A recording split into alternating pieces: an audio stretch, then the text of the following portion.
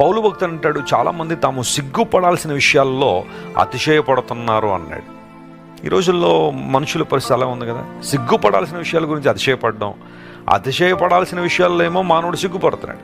దేవుని వాక్యాన్ని పట్టుకుని దేవుని మందికి రావడం అంటే చాలామందికి సిగ్గు, లేకపోతే అదేదో చిన్నతనం అనుకుంటారు చాలామంది.